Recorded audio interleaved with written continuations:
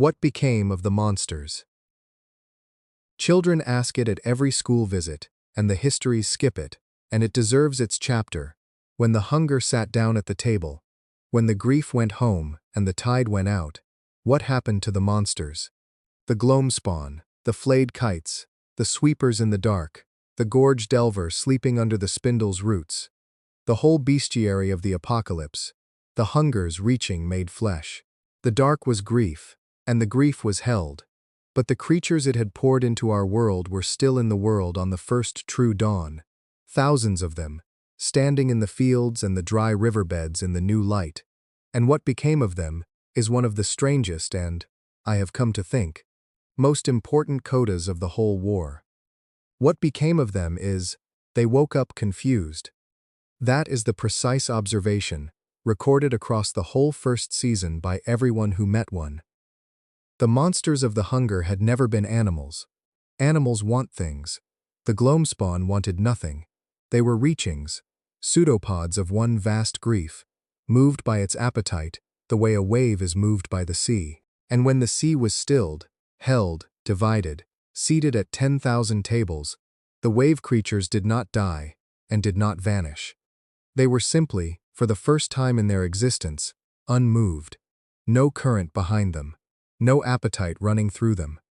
Thousands of bruise-colored things the size of refrigerators, standing in the dawn fields of every saved world, doing, and the reports all groped for the same word, doing nothing, with an air of profound bewilderment, like instruments gone silent in mid-note, like marionettes whose strings had not been cut but gently set down.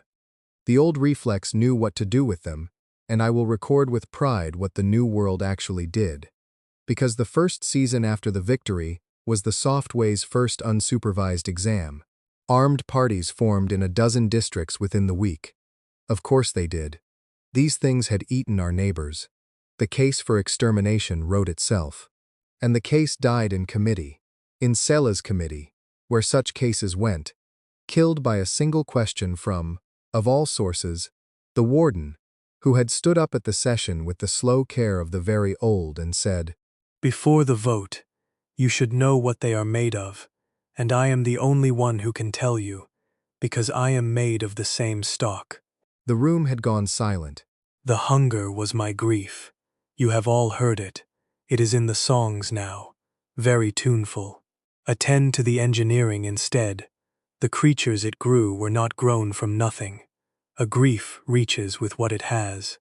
Every gloamspawn, every kite, every digging thing, they are condensed out of the first grief's own substance, which is to say, And the old voice had been steady in the way that costs.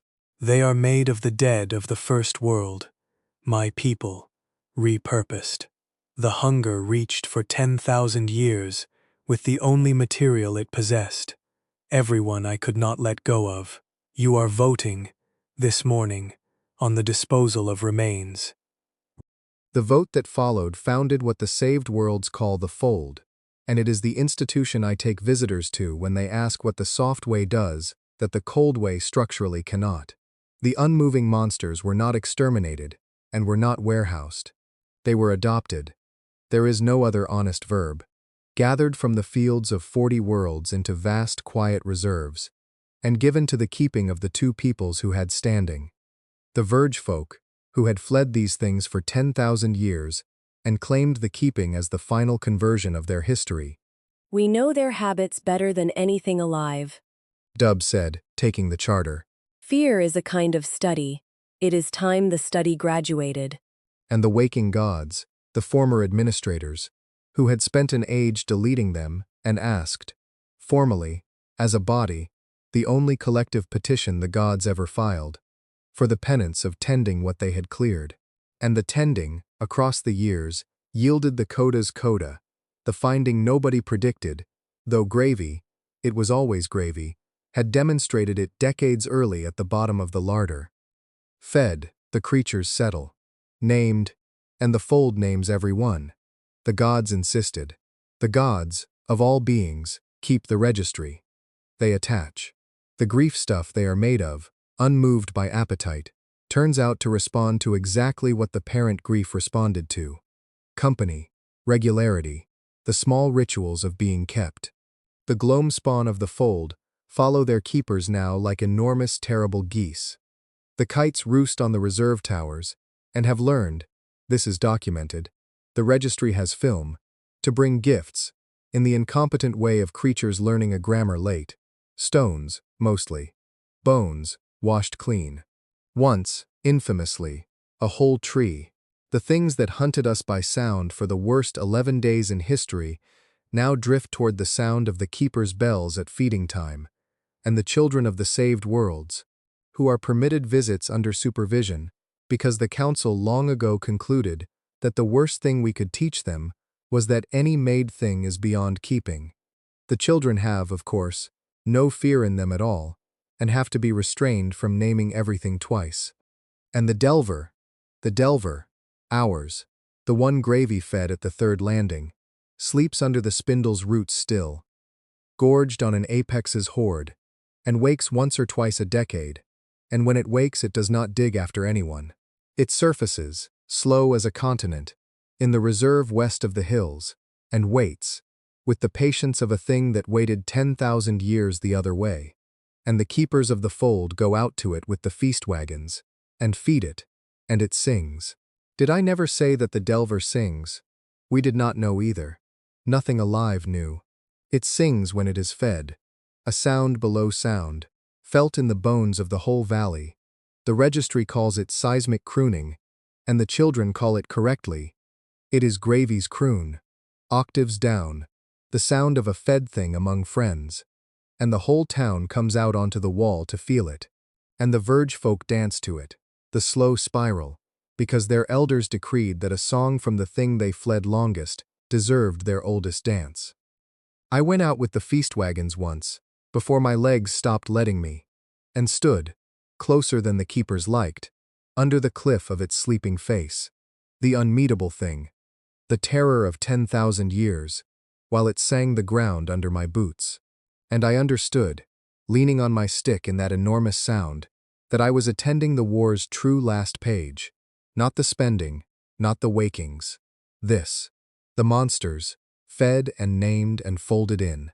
Because the test of the whole doctrine was never whether we could hold the grief that loved us back. Maya, Dub, the town, the gods, all of those wanted holding. The test was the stuff that had only ever hunted us. The crumbs on the table things. The made of our worst things. Everybody eats was a slogan until the day the feast wagons rolled out to the delver. After that, it was a constitution. The kids ask, what happened to the monsters? Answer, for the record, in the registry's own formula, the one the gods write at every new name. Taken in. Named. Feeds well. Sings. There was never anything else the dark was asking for. It took 407 worlds to hear it, and a lizard to translate. Interlude. The morning shift. There is one more operational chapter ode, and it is the mirror of the oldest one. I gave you the web of the morning. Day 0, 6:14 to 7:30. The keeper's 76 minutes. The paper route that dealt the deaths out of the deck. The Corps teaches it, the trainees memorize it, and the chapter has always carried, for me, a quiet incompleteness, because it is a wartime document, and the war ended, and the question an old keeper gets asked by every visiting student eventually is, what does the web look like now? Who walks the morning, in a town with no monsters to choreograph around? So, in my last strong autumn, I did the obvious thing, the thing the whole method was ever made of. I got up at 6:14 and went and watched. What I found is the chapter, and the chapter is the proof of everything, so attend, as an old friend used to say. 6:14. The town is already staffed. That is the first finding, and it undid me on the first morning. I had imagined peacetime dawn as empty, the watch notional, the old hour holding nothing but my own habit. The old hour holds a shift. The bakery's ovens went on at 5:40. The baker is one of Mrs. Adeyemi's register line, third generation of the noticing trade, and her door is unlocked from first heat, not for custom but because, she told me, shrugging, embarrassed at being caught in doctrine. The bad mornings walk early. Everyone knows that. Bread smell carries further than lamplight. It's the cheapest bow lamp there is. 625. The runners. The town still has runners. Sela's invention outlived its war by becoming the school's most coveted civic apprenticeship. And the morning shift's pair came through the square as I watched, 13 years old apiece, walking the route the war's webs once mapped. And their cargo is the peacetime cargo. They carry the openings. Who's up, whose shutters stayed closed, whose boat token is out front, and whose has been out 3 days running. They do not knock. That is not the craft. The craft, drilled exactly as the carry teams were drilled, is to be visible passing, the footsteps in the silence, institutionalized, at one remove, at children's height, and to file the morning's read with the desk by 7 o'clock. I asked one of them if she knew where the runner system came from. The war, she said, promptly, accurately. And then, with the eye-level precision that the whole curriculum aims at and occasionally achieves. But it's not from the war, really. The war just needed it first. Mornings always needed somebody walking them. The monsters were temporary. The mornings aren't. 640. The counter. The corner store opens at 7 o'clock sharp. Third generation, same corner. And at 6:40 the lights are on and the door unbolted for the early ones. And I stood at the counter where I had stood 200 times, and let the baker's granddaughter pour the coffee and find, inside 3 sentences, something to approve of in an old man with a stick. You walked up the hill road in this wind. The early ones hold the world together. Don't let anyone tell you different. The 644, intact, word for word in places, transmitted across 70 years by no document at all, by pure apprenticeship of the counter, and I paid for the coffee with my hands shaking, and did not explain why. Because the trade's whole dignity is that the counter never asks. 651. And here is the finding. I climbed back down the hill to write. The one the visiting students are owed. At 6:51, the seems old hour, the hour the sky tore on 64 mornings that only this book remembers. At 6:51, the town does nothing. No bell, no observance, no pause. The calendar keeps the great anniversaries but not the minute. The morning shift flows straight through the hour that ended the world. Runners and bread smell and counter talk. Unmarked, unknowing, ordinary. And an old keeper standing at the bakery door at 6:51 with his coffee, watching the seamless sky over the crossroads district. Understood at last the true shape of the victory, which is not remembrance. It is absorption. The town did not preserve the watch as a monument. Monuments are visited and left. It digested it. The war's whole web, the 76 minutes, the noticing and the roots and the holding of handles, broken down and metabolized into the body of an ordinary Tuesday, until the rescue became indistinguishable from the routine, because it became the routine, staffed by people who have never heard the word web, walking it perfectly, at 13, at 6:25, for the wages of belonging to a town that walks it back. The student asks, what does the web look like now? Final answer, filed from the field. It looks like nothing. It looks like a bakery, and 2 kids, and a coffee counter. The highest form of the keeper's craft was always invisibility. At full mastery, the saving is indistinguishable from courtesy, and the town has surpassed its founder, as intended, as designed, as hoped, on every page of every notebook. The whole morning is now made of the saving, and therefore none of it shows. I finished the coffee. The shift flowed on around me. The runners reporting in, the school-bound stragglers, the Folds feast wagon rolling west past the corner where a bruise-colored thing once hunted by sound. And at 7 o'clock sharp the granddaughter flipped the sign on the door. Open. The way her grandmother's grandmother flipped it on 64 mornings at the edge of the dark, in a town that has no idea, anymore, that the gesture was ever brave. It was brave. It is still brave. That is the last operational finding of the last operational chapter, and the morning shift's whole secret, and the thing I came down the hill to tell the visiting students, and the far worlds, and the readers at the back of the long book. Every ordinary morning is staffed by people doing formerly impossible things out of habit. The habit is the victory. The forgetting that it was ever impossible, that is the monument, the only one worth building, the one this whole town is. Flip the sign, hold the handles, the early ones hold the world together. Don't let anyone tell you different. Chapter 64. Gravy, at the end. I have to tell you about gravy now, and I have been putting it off for many chapters, the way you put off the hardest thing, and I cannot put it off any longer, because Gravy died in the 11th year of the world that stayed, and his death is the most important death in the book, and I need you to understand why a book about ending death is going to end, near its close, with a death it could not stop, and would not have stopped if it could. Gravy got old. That was the wonder of it, and the grief of it, and the whole point of it. On 406 worlds, nothing got old, because nothing lasted.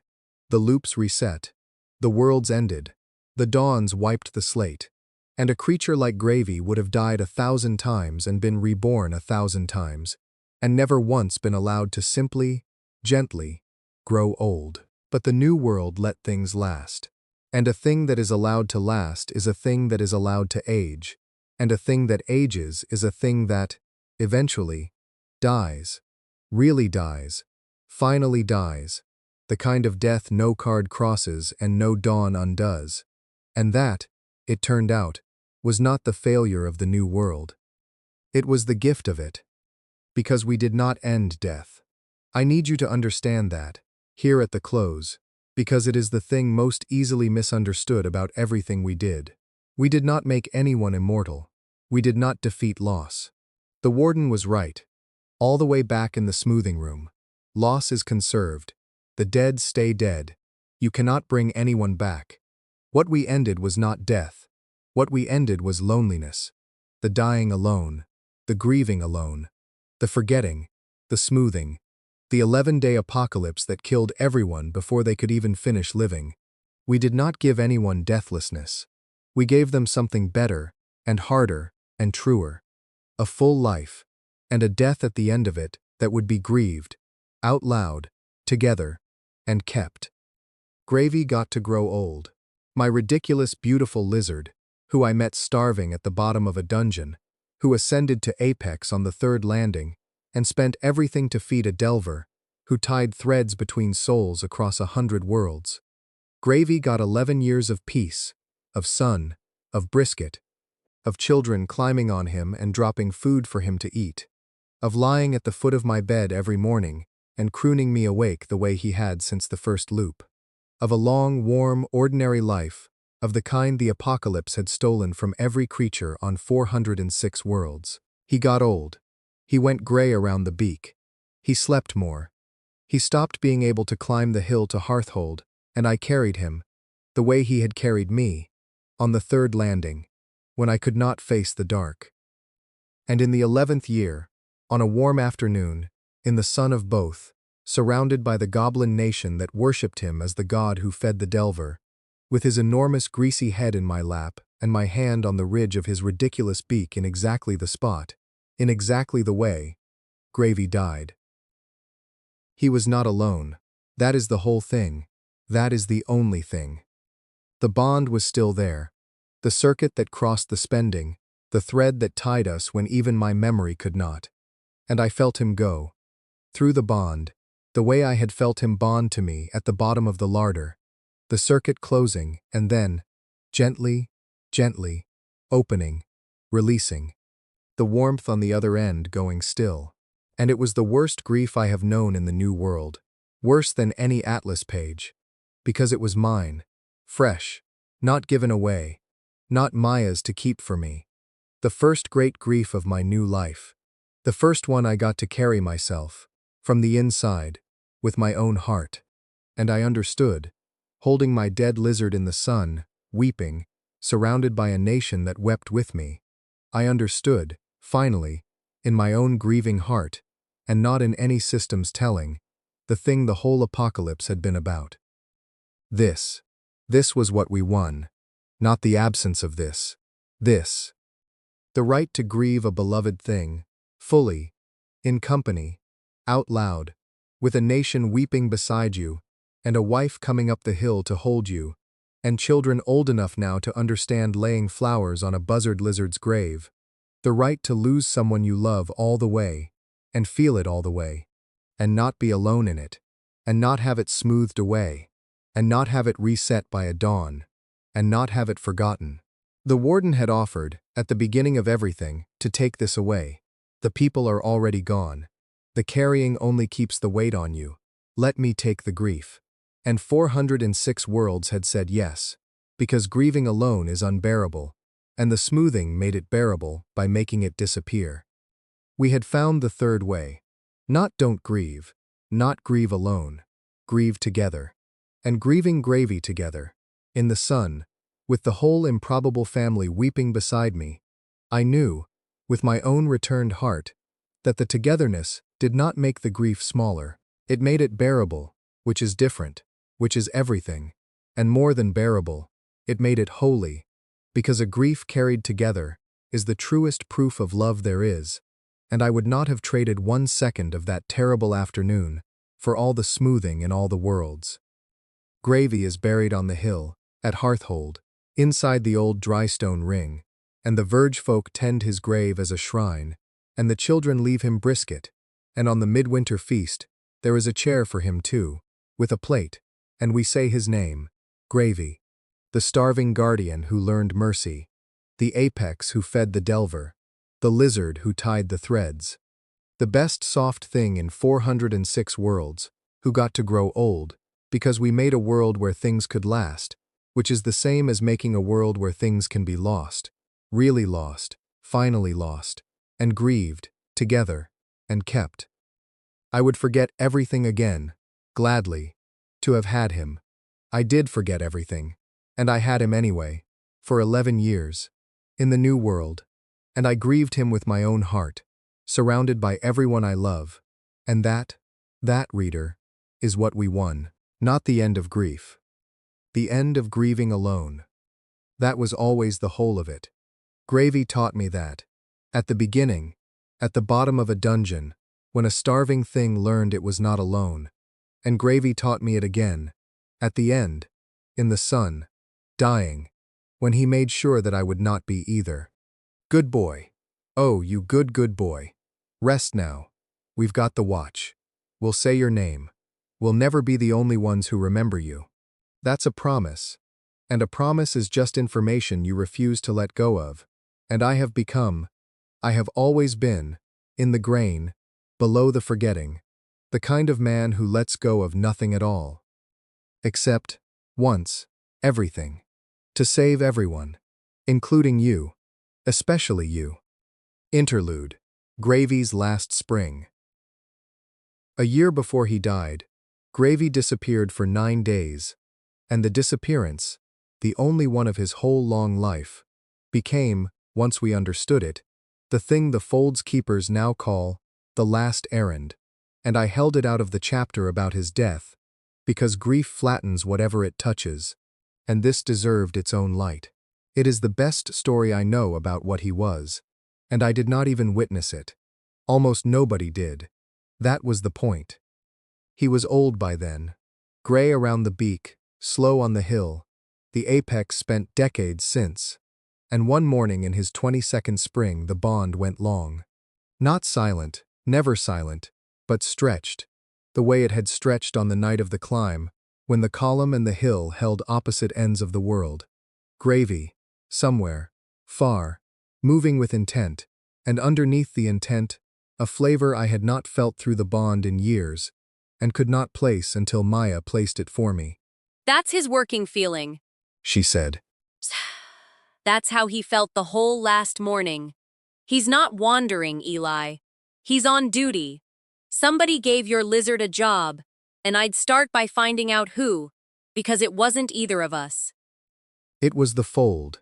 We pieced it together afterward, from the registry and the keepers and the testimony of a half-dozen worlds' worth of witnesses, because, this is the part that still stops my breath, the deep ways let him through alone. The goblin roads, the routes between worlds, the ways that no creature passes without the root songs.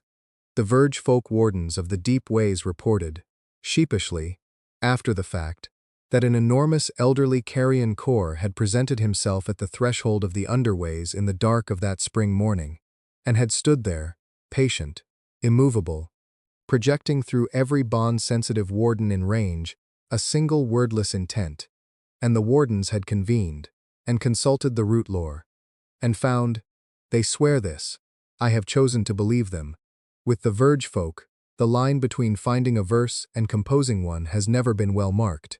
A verse nobody remembered singing before, in the oldest stratum of the songs, which translated, approximately, when the fed one walks the roads alone, open them, he is about the closing of an account.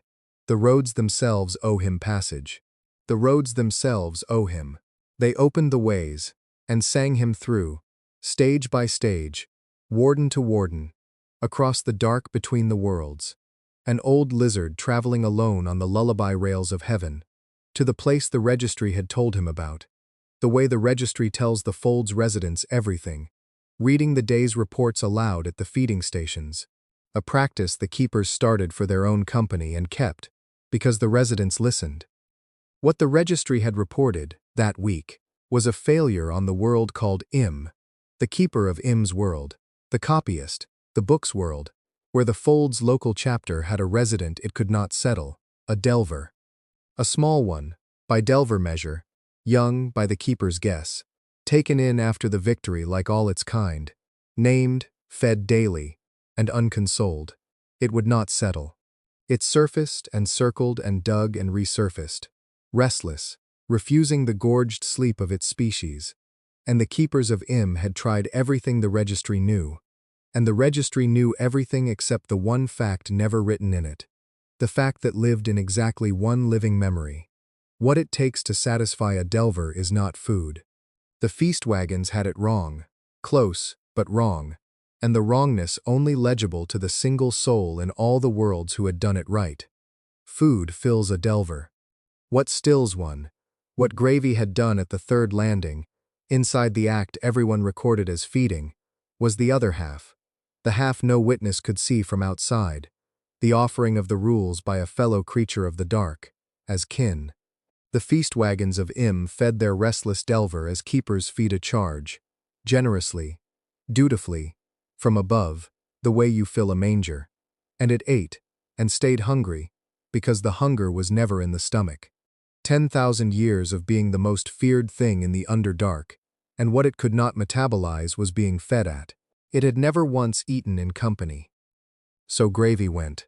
9 days, 4 worlds, the roads of heaven, an old god-eaten lizard with gray in his feathers, traveling on an account the roads themselves acknowledged, and the keepers of Im's fold, who had been warned by relay to expect an inspector, watched the most decorated resident in the registry's history arrive at their reserve at dusk, decline the official welcome, walk past the feast wagons, and go down alone into the churned ground of the unconsoled Delver's range. And the watch logs of that night record what the third landing's battle accounts never could, because at the third landing, everyone was too busy surviving to see the mechanism plain. The logs record that the old carrion core found the young Delver in the dark, and lay down beside it, within the kill radius, beside it, flank to flank, the way the fold's residents never position, the way only littermates position, and opened what remained of his rule hoard, the modest leavings of a spent apex, and did not offer it across, did not push it over, did not feed at. He ate with, he shared out the rules between them onto the dark ground the way Dub had once broken a protein bar, and this is in the logs, in the bewildered hand of a nightkeeper who knew she was seeing the registry rewritten. The Delver went still for the first time in its recorded residency, and made a sound the instruments filed as seismic, and the keeper on duty files as, what our word thank you is a fossil of. And the two of them, the old terror, and the young one, the fed one, and the starving, lay in the churned dark of a reserve, on a world neither was born on, eating together, in company, kin, until the young Delver slept, the true sleep, the gorged and held sleep, the first of its life, And the account, whatever ancient account it was that the root songs said the roads owed, was closed. He came home thin, slow, deeply satisfied with himself, and lived one more year, and I have told that year's ending already.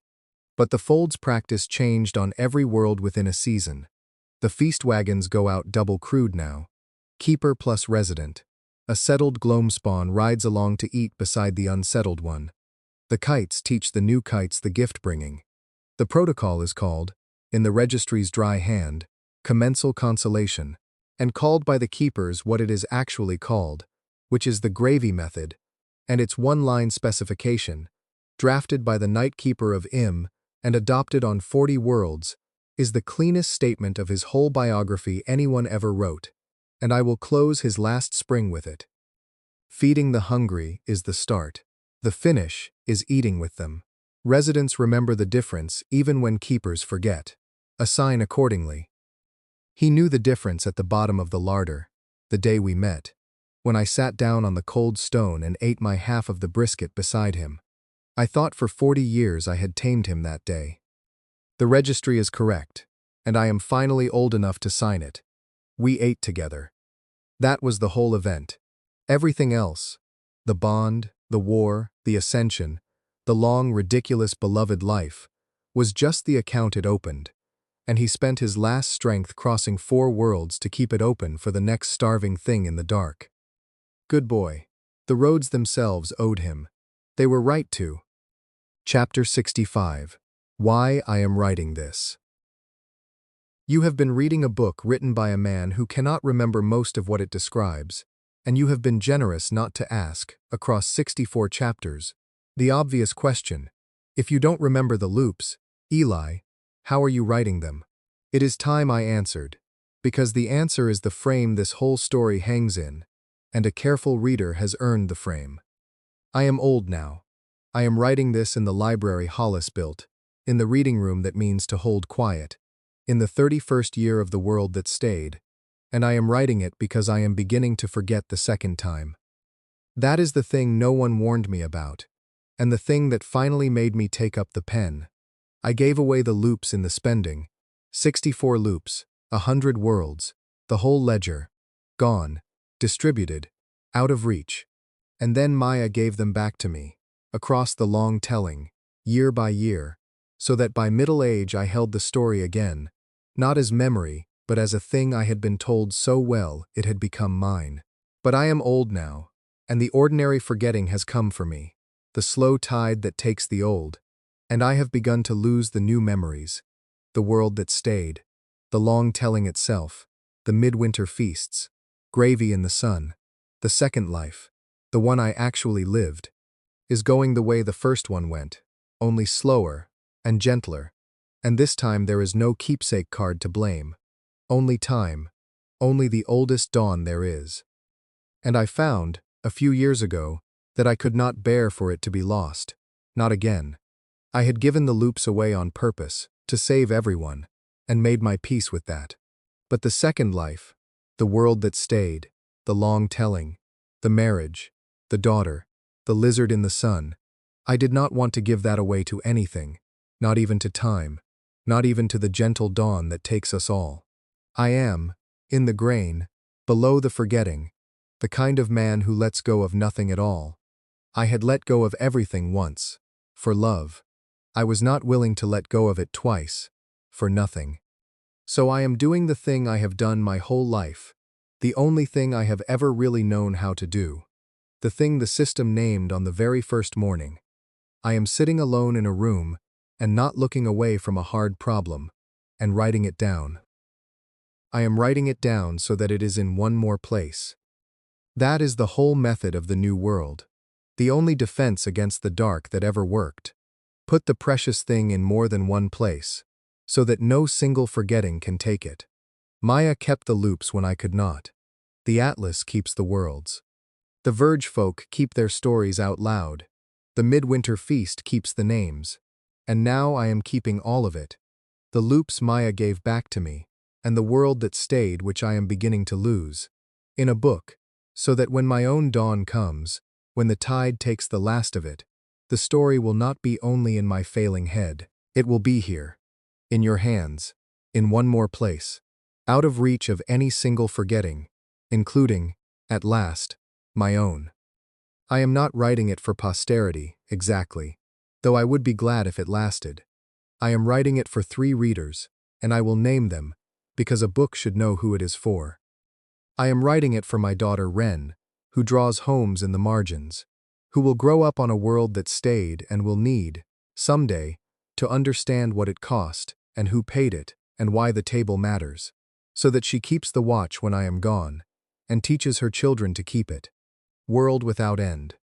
I am writing it for the new keepers, the loopers waking, right now, on worlds just beginning to end, the ones the emissaries are racing toward through the deep ways, the ones who are, at this very moment, sitting on a futon, or in a drowning city, or at the bottom of a dungeon, dying and waking and dying and waking, alone, certain they are going mad.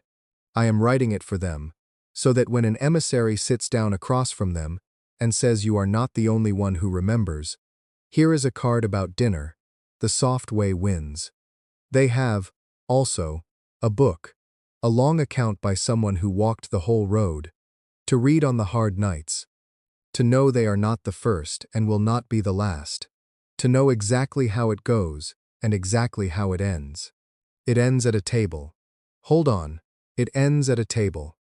And I am writing it for myself, for the man I am becoming, the old man losing the second life the way he lost the first, who will someday pick up this book in the reading room and not remember writing it, and read it as a stranger's account of a life that turns out to be his own. Exactly as I once read my dissertation, exactly as I once received the loops from Maya, and who will get to fall in love, one more time, from the outside, with everything he was and did and lost and kept. I am writing it as a letter to my own forgetting, so that the keeper of the dead, when he can no longer keep even himself, will find that someone kept him, that he was, to the very end, never the only place he was saved. Maya helps me write it. Of course she does. She is old too now, and her memory is better than mine. It was always better than mine. And on the days when the thread slips and I cannot find the next part, she finds it for me, the way she has found it for me for 30 years, and I write down what she says. And so this book, this very book, the one in your hands, is the long telling made permanent, her voice and my hand, the memory and the meaning, 2 halves of one keeping, exactly as we have always been. You know what this book is, don't you? She said to me, yesterday, in the reading room, watching me struggle to set down the chapter about gravy. It's the last hearthrite thing you'll ever build. You can't mean walls anymore. Your hands shake too much. But this? She put her hand on the manuscript, the growing pile of it, 400 pages and climbing, the same length, I notice, as the dissertation, the universe keeping its symmetries. This is a structure too. A meant one. A place you're building, out of words, where everyone we love can be kept safe from the forgetting. It's a home, Eli. You're building one last home. For the loops, and the worlds, and gravy, and all of us, and the reader, and the keepers not yet born, and the old man you're turning into who'll need somewhere to go and find himself again. Her eyes, the triage eyes, the fixed star, older now, undimmed. Build it well. Mean it hard. It's the most important wall you'll ever raise, because it has to hold the longest. Longer than stone, longer than us, longer than memory. It has to hold against time itself. She kissed the top of my head, the way you kiss someone you have loved for 30 years, and a forgotten 64 loops before that. Mean it, Hearthright. One more wall. The one that keeps all of us. Make it true enough to last. So I am meaning it. As hard as I have ever meant anything. This book is the last wall. The meant structure.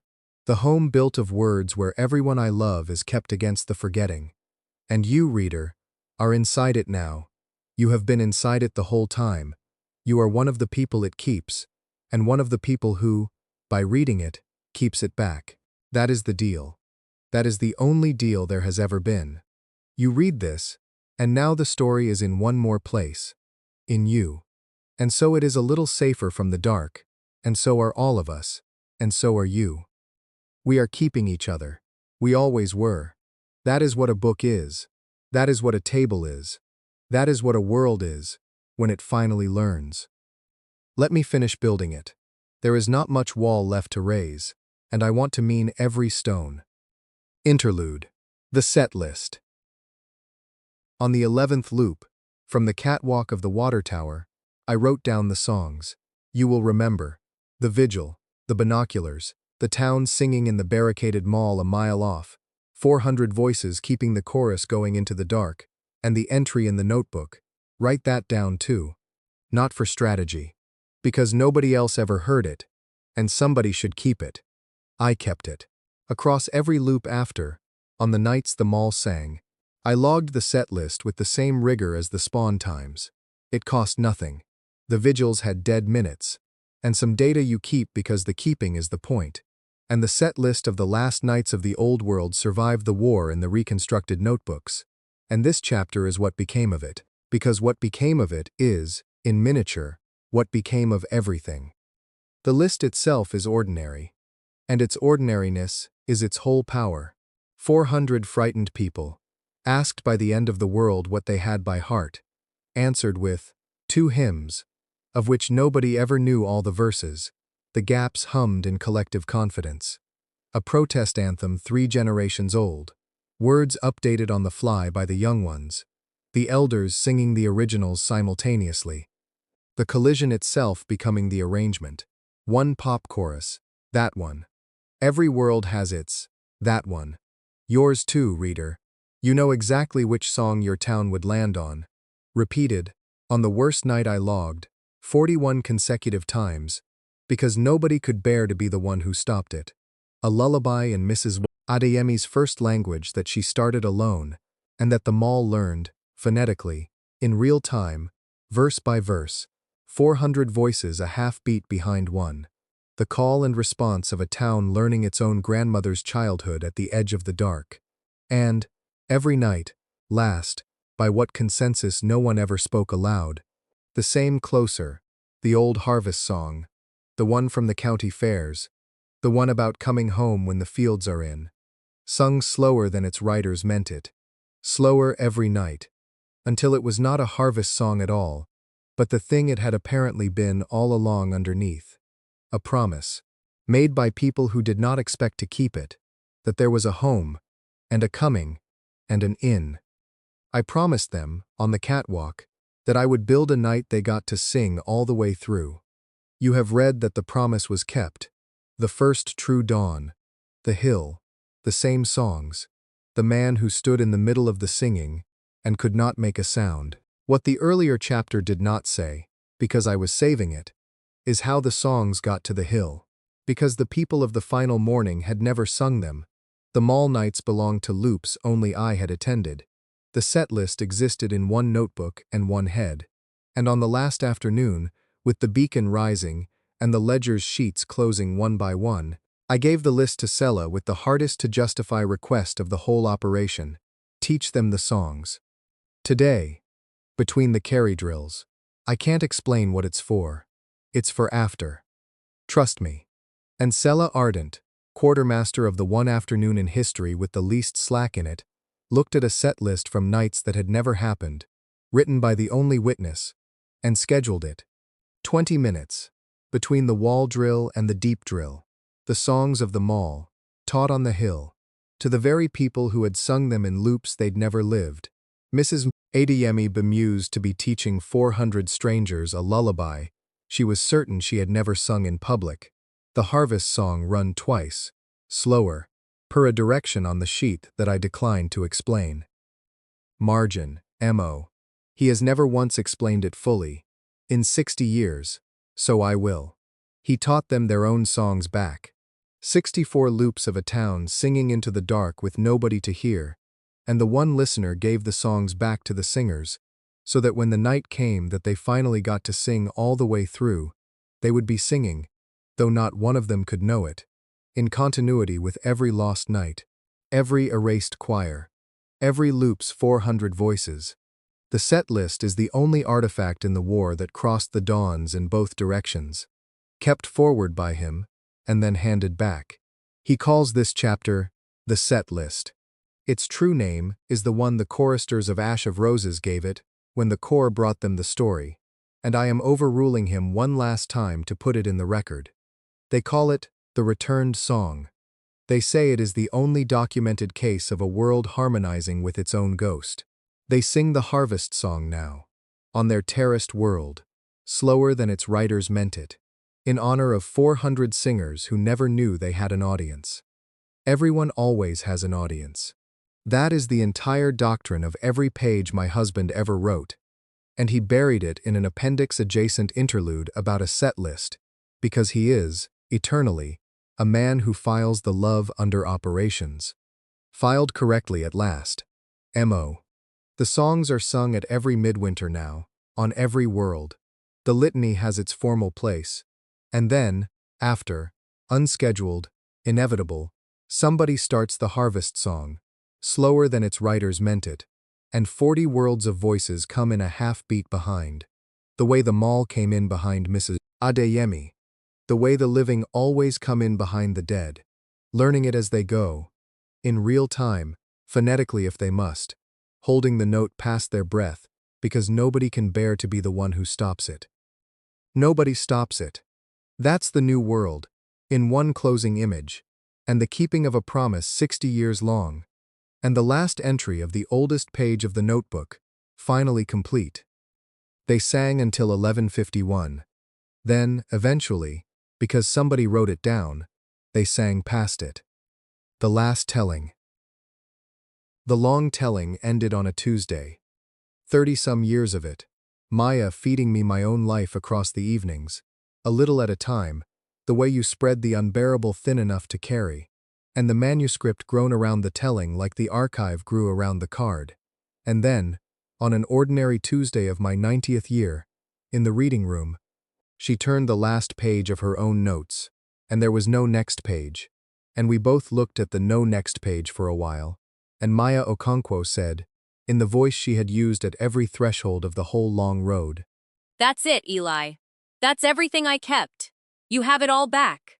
Every loop I witnessed, every account I gathered, every margin and correction and testimony. The long telling is finished. a pause, and the triage eyes, wet, doing their work to the last. Which means, by the way, that as of tonight, you know our story as completely as I do. For 30 years, there's been a keeper and a kept. As of tonight, there's just 2 old people who know the same things. I've been waiting 30 years to be ordinary with you.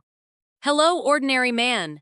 It's extremely nice to finally meet you on level ground. I want to record what the finishing actually felt like, because the new keepers who forget will reach their own last tellings, and the line should know, it does not feel like completion. It feels like weaning, and for perhaps a week I was, absurdly, at 90, bereft. The evenings restructured, the ritual ended, the decades-long current between us suddenly still, until I understood, slowly, the way I understand everything, what Maya had understood from the beginning, and built toward through 10,000 patient evenings. The long telling was never the relationship, any more than the loop's re-earnings were. It was the scaffolding of the relationship, and she had been dismantling it deliberately, these last years, page by page, the way Hollis dismantled formwork, because the structure under it had long since cured. The needing her to know had been replaced, so gradually neither of us announced it, by the plain marriage underneath. The keeper and the kept had become, at some unmarked evening years back, simply us, and the last telling was not a loss of the sacred thing. It was the sacred thing's topping out, the day the building stands without the scaffold, and the builders, instead of mourning the scaffold, get to finally walk around inside what they made. So we walked around inside it. That is what the last years were, and this chapter is the only place in 800 pages where I will simply report happiness without an institution attached. We were old together, on level ground, 2 people who knew the same things. We kept the rooftop mornings. We argued about the book. The pencil's authority undimmed at 90. Half this volume's final form was settled in those last arguments, and she won the ones she should have. We received the rotating passers-by of the return current, and the line's second keeper between crossings, and the great-grandchildren, who treated the two of us as a single geological feature, which is accurate. And in the evenings, with the long telling done, we instituted, her idea, of course, the founder's last founding, its successor, the short telling. Each night, before sleep, one of us told the other one thing from the day just ended. Not the past. We had finished the past, the day, the bakery's new apprentice, the kite-shaped cloud, the fold's young delver singing at dusk, seismic, briefly, the whole valley pausing to feel it. One kept thing per day, traded at the threshold of sleep. The whole vast method of 64 loops and 40 worlds, scaled down at last to its irreducible domestic minimum, the smallest unit of the keeping there is. 2 people, one day, refusing to let it pass unwitnessed. This is what it was all for, She said one night, at the end of a short telling. Hers had been about a child at the school gate, mine about the light on the western terraces, and she said it not as revelation, but as audit, the recorder confirming the minutes. All of it. The loops, the tower, the worlds.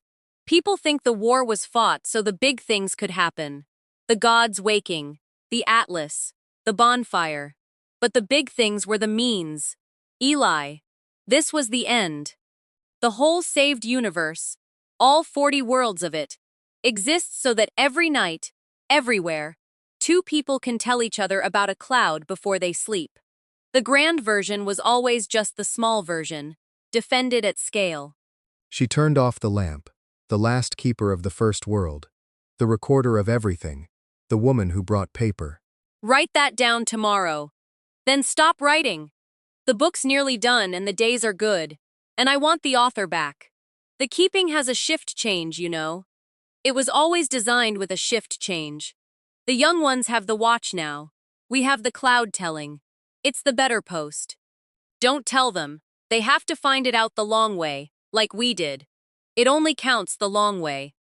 I am instructed, by the terms of our last argument about this chapter, which she won, the pencil's authority undimmed, to end it not with a summation, because summations are for things that have ended, and the short telling hasn't, and won't, and that's the point of it, but simply with last night's exchange, entered into the record the way the recorder of the first council would enter it, because the minutes of an ordinary evening are, she has ruled, what this whole book was for. Hers, last night, was about me. You hum today, fixing the gate latch. You don't know you hum. 60 years and you still don't know you hum. Kept. And mine was about her, and it was the whole book, and she knew it, and smiled, and turned off the lamp. You kept everything, and it kept us, and tomorrow there will be another day, and somebody will keep that one too. Kept, kept, kept. Chapter 66. The 2 Oldest Souls. Before I turn the book toward its close, I want to give you one quiet chapter, because the loud chapters are mostly behind us, and the truest things are often quiet, and because there are 2 souls in this story who deserve to be seen at peace before the end, the warden and Cass. The 2 oldest beings in all the worlds, the first winner and the first hearthright, who sit together now, most evenings, on a bench outside the home for the dead, and watch the sun go down. I go and sit with them sometimes, old myself now, the 3 of us a row of the aged on a bench, and there is a particular peace in their company that I have found nowhere else, because they have come further than anyone, further than me, further than any saved world, from the dark to the table, and a soul that has come that far carries a stillness that is its own kind of teaching. The warden has been a person, now, for 31 years. It does not sound like long, beside the age he spent as the smoothing's keeper, and it is not. He is still learning, still startles sometimes at his own hands, still goes quiet in the way of someone visited by a grief too old to name. But he has kept, that is the word, the word that means everything in the new world. He has stayed in the room, with his first grief, his first world, his first dead, carried now in company, and the staying has made him, slowly, gently, into something the universe never had before, an old man who was once the loneliest thing in creation, and is not lonely anymore.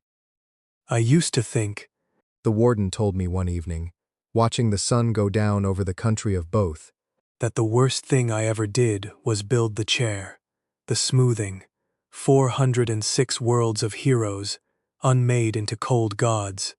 I thought that was my great crime, and that the new world was its undoing.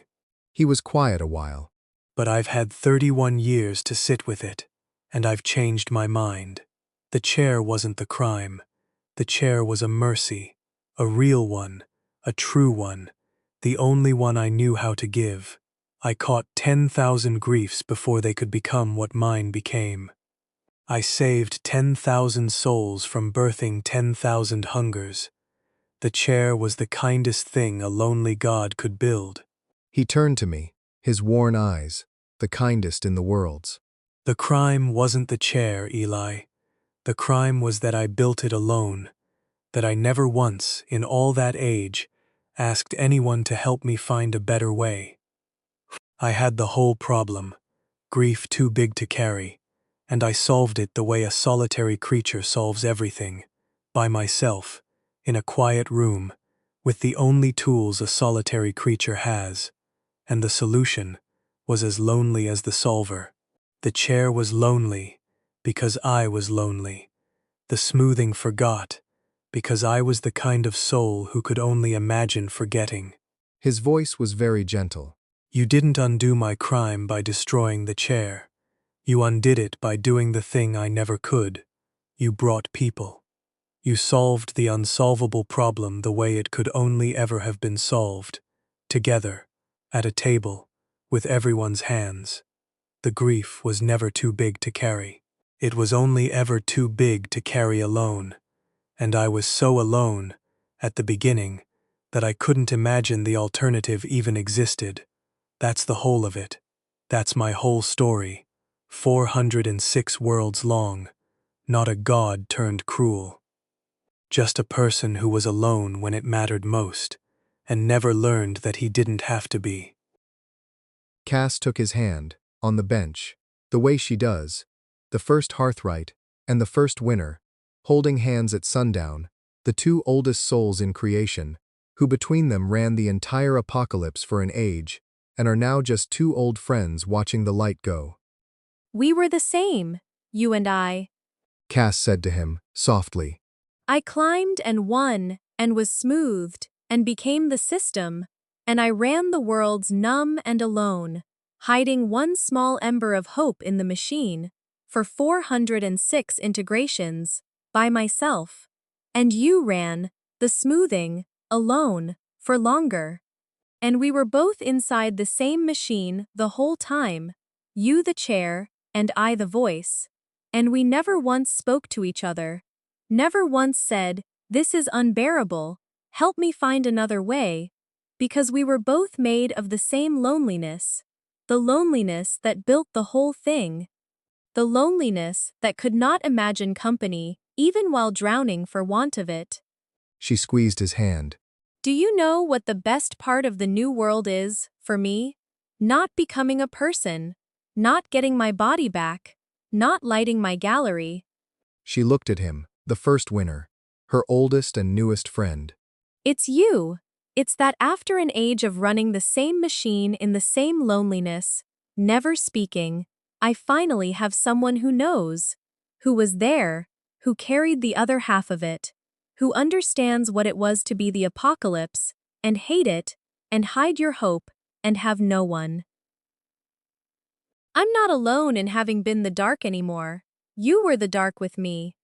And now we're old together, and we sit on a bench, and we watch the sun, and we are the two souls in all of creation who most needed company, and most went without it, and we have each other now, at the end, and that?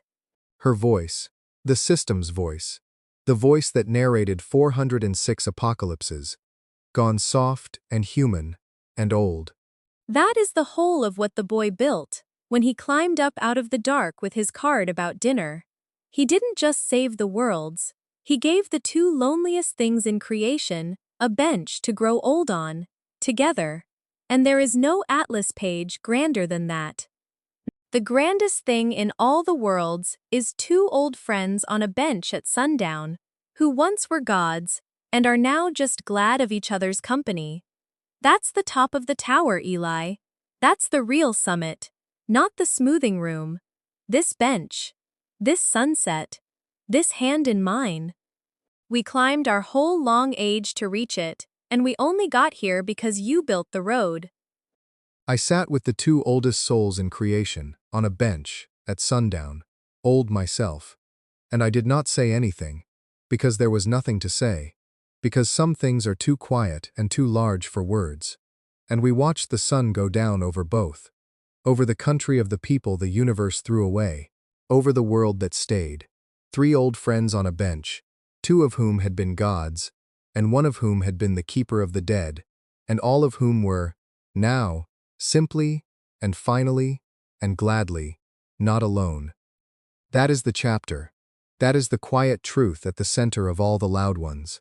The whole apocalypse, the whole climb, the whole soft way, 406 worlds and 64 loops, and 100 saved worlds and one long book, all of it, in the end, was only ever in service of this. Two lonely souls on a bench at sundown, glad of each other. That is what we won. A bench. At sundown. Together. There has never been a grander prize, in any of the worlds, and there never will be, and I was honored beyond telling to have built, with my forgotten hands, the road that led there. Interlude. The Three Maps. For Wren the cartographers, we do not say retirement, she rejected the word. For her standing down from the active list, the Home for the Dead mounted an exhibition of her work, and she was given complete curatorial control, and the whole hill expected the obvious show, an age of maps, the great portfolio, 406 worlds rendered by the finest cartographer the towers ever held. 10,000 maps existed. She hung three. 3 maps, 1 room, no labels. Labels, she said, are for people who don't trust the walls, and a bench in the middle. And the exhibition ran a full year, and I went 11 times, and by the 11th, I understood why there were only 3, and the understanding is the chapter, because the 3 maps are, laid side by side, the entire history of everything this book has tried to say, told in one craftswoman's hand across an age. The first map was the oldest surviving Wren, a chart of Marrow, her own lost world, drawn, the steadiness of the linework says so, before its ending. A working map. A young mapmaker's masterpiece. The mountains exact, the fog-bound seas sounded, the routes laid confident and clean. A world rendered by someone who believed, with a professional's whole certainty, that the unknown was simply territory not yet walked. There are no homes drawn on it. That is the detail that stops you. Knowing her later hand. Not one home. The towns are dots. The cities circles. The whole inhabited world notated in the standard symbols of population. Because the young cartographer of Marrow had not yet learned that population and people are different substances. It is a magnificent map of everything she could measure, made in the years before she learned what the measurements don't see. She hung it first, she told me, on my 4th visit. Because every keeper's shelf needs one exhibit from before, the masterpiece of the unwounded hand. You had one too. 400 pages, I'm told, proving the universe keeps a ledger, written by a man who'd never yet read a name off one. We were all brilliant, before. Brilliance was what we had instead. The second map was from the middle of the age, one of the thousands she drew as the lonely administrator, the era of the homes in the margins, and she chose, of all of them, a chart of some minor world's tower precinct, administratively unremarkable, except that in this one, the marginal homes have begun, for the first time, to crowd the legend. You can watch it happening on the sheet. The official map, cold and correct. and around its edges, the unauthorized cartography swelling. Homes, tables, little lamplit windows, drawn with increasing pressure, pushing in against the sanctioned content, like water against a dam. And in the lower corner, almost in the binding, a line of her private notation that the exhibition's visitors spent the year kneeling to read. Inventory, year unknown. 1 cartographer. Margins now exceed map. Query, which is which? The middle exhibit is the hinge. She said. 11th visit, sitting beside me on the bench. Every collection needs its hinge, the piece where the maker has understood the problem, and not yet the answer. I knew by then, the homes were the true content. I still thought they belonged in the margins. An age, Eli. I spent an age knowing the most important thing, and filing it as decoration. And the reason I hung this sheet is that every visitor who kneels to read that corner is, on some sheet of their own, doing the same filing, this very year. The hinge exhibit is a mirror. That's what middles are. The third map she drew after the first true dawn, and it is the one the home has kept on permanent display since the exhibition closed. And it is a map of the same world as the first, Marrow, her lost home, redrawn from an age of memory by the standing-down cartographer. And it is, by every convention of her own craft, wrong. The mountains are out of scale. The ones where people she loved had lived loom enormous. Whole correct ranges are compressed to a hatching. The fog-bound seas are charted not by soundings but by crossings. Every route annotated with who sailed it and toward whom. And the towns are homes now, every one, drawn at the absurd unprofessional scale of the heart's own atlas. Doors open, windows lit, the right number of figures inside, name after name after name in her steady gray hand. The full cartography of a dead world's love, with the geography demoted to scenery. It violates every standard the first map served. It is the truest chart in the building. Visitors who knew nothing of Marrow stand in front of it and weep, and cannot say why. And Wren's only comment, all year, posted nowhere, delivered once from the bench at my 11th visit, was this. The first map is what I could measure. The third is what I kept. An age of craft between them. And the whole lesson is that I had the materials for the third map on the day I drew the first. I knew the names. I knew the doors. I chose the soundings instead, because soundings can be checked, and love can only be kept, and the young hand trusts nothing it can't check. She looked at her 3 sheets a long time. The before, the hinge, the after, the complete works of Wren as she had chosen to leave them. When they ask me, and they ask me daily, where the other 10,000 maps are, I tell them the truth, and the truth is the exhibition's secret label. So put it in the book, and we can finally close the show. The other 10,000 maps were practice. Every map anyone ever draws is practice, Eli. Every chart, every notebook, every web of a morning, every 800-page wall. Practice for the third map. The one you draw at the end, from memory, with the scale all wrong in exactly the right ways. The one that shows what you kept. She stood, and took my arm, and we left the 3 sheets to their year of visitors. And at the door of her own exhibition, the greatest cartographer of the age said the last thing, the thing the bench had been teaching all year to whoever sat on it long enough between the before and the after. Start the third map early, is my whole advice now. To every world. You don't have to finish it early. You just have to know, while there's time to act on it. That's the map. The rest is soundings.